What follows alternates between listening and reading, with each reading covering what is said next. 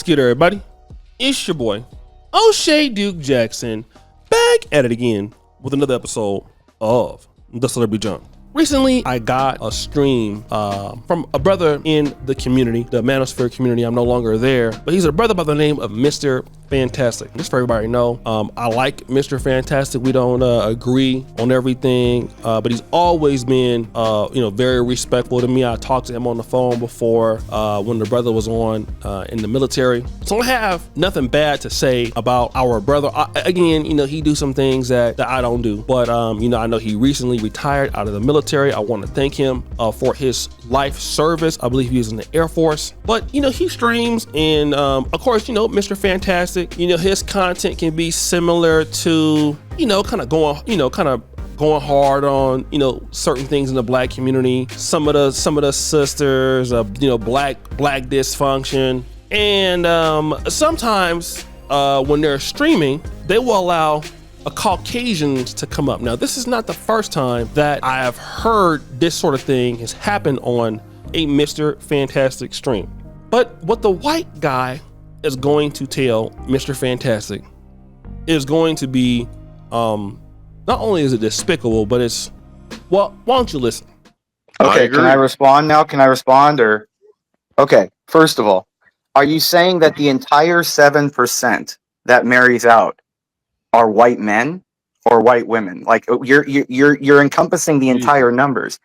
I would give it, you could even give it a generous and say that 5% of the number of whites that are marrying out are women. And you would still have to say that it is a larger predilection of black women by the numbers, because they do it overall 19%, unless you're saying that in all. Can I respond, or I let you respond? You're right. Hold your monkey tongue, Jesus Christ! Come on, dude. Well, he can't stop. CT, I gave him the opportunity, and he can't stop. He can't stop. CT, you see what he does? He can't stop. They want to be treated like civilized people when they're not civilized. You saying I'm wrong and you're mad, right? So no, CT, they will not listen. They will not listen because white people are tired of hearing you babble. You don't even understand how to represent the numbers accurately. So first of all, this man is saying all kind of racial slurs. You guys hear it. He's saying everything. And I don't know if Mr. Fantastic is just taken aback, or, he can't really understand what's going on. He's shocked that the guy is saying that to him, because I've seen Mr. Fantastic turn up on dudes. Like, hey, well, we meet up and fight. He's a big guy too, 6'5", strong dude, but maybe this dude is a troll. He don't take him seriously. I don't really know, right? But I just want to say something to the brothers, and this is why I never have conversations, for the most part, with these guys who are Caucasian about anything about the black community, anything about race. I don't talk to them because it's not important to talk to them. One day I got a message. Let me give you an example. One day I got a message from a white guy on Facebook. It was a white man from Australia.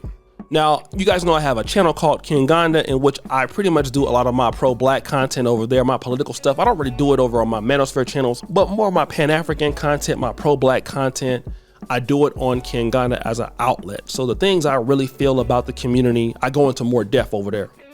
So he watches that. He says, hey man, I know how you feel about interracial dating and other groups, but I want to tell you something. Everything you say about, kind of the dominant society, whites and everything, you're right. You're right. And this is me saying this, African women, the things you talk about, whereas blacks focus on themselves and trying to be as separate from other groups as they can because of racism, you are 100% right. I would never have that conversation though with anybody online, and it almost feels like that when you do such things, and again, especially if those white people have heard you talk bad about black people in the past, it gives them the go ahead to start talking down to you. And I always tell the story, so let me tell you again. There was a particular brother when I lived in Poland, and this particular brother, I never like to call the African country, so I won't do it, but he used to have a very pejorative attitude toward his group. He didn't like his group. He didn't really like his people. So whoever he went, and it didn't matter if it was Europeans, it didn't matter if it was the whites or the blacks, all he wanted to be able to say It's how he felt about the country, the women in this country, the corruption in this country. And you know, I've been in this country before. So I can see the displeasure that he has, but I had to pull him to the side one day. I said, brother, I get what you're saying, fam. I understand what you're trying to say. But as a brother, let me tell you something, man. You can't be going around here with these white folk in Europe, you know, basically crapping on your own group, because if you do that, they're gonna feel emboldened to talk to you in the same way. But he, you know, he wouldn't listen to me and everything like that, because, you know, this is his first time living around Europeans. And even though it was like my first time living around Europeans, I lived around whites before in America. So I kind of, I mean, I've been around them. I kind of know how they are, how they can be, right? So I know that, you know, you get that subtle racism from some of them people, but if you basically go about it that way, you're gonna get cooked. So one day he got with this Polish chick, and again, you know, he was over there booty clapping it up and all that, and you know, something happened. I think that he ended up cheating on the girl. He did something that was stupid. Okay. And so upon doing that, she basically called him out, right? But let me tell you how she did it though, because it was shady. What did she bring up? Okay. What did she bring up? Oh, you're broke? You're the N-word? Go back to your country? What are you doing over here in my country? Now he was taken aback. He didn't know where that came from. Oh, boo, what's going on? Why you treat me so racist? And you know what? All of that was payback for what he was saying about his group. That's what she was doing. She basically was making him pay for the things that he did against his community. You know what I'm saying? So now he out there dusty as ever. Now he out there crusty as ever. So, you know, black folks gotta stop, you know, if you're gonna criticize and look at Tommy Sotomayor. Same thing with Myron. They gonna give you your Negro wake up call, man. These white supremacists, these white racists, if you know you're gonna talk about the community and do it, it's a certain way you gotta do it, because I'm telling you, they're gonna come after you. And if you let them into your space, they're gonna basically, at first, they're gonna be okay with being in the space. And then they're gonna start trying to try they racist hands. Then when it comes down the block like that, all of a sudden now you're gonna be like hurt.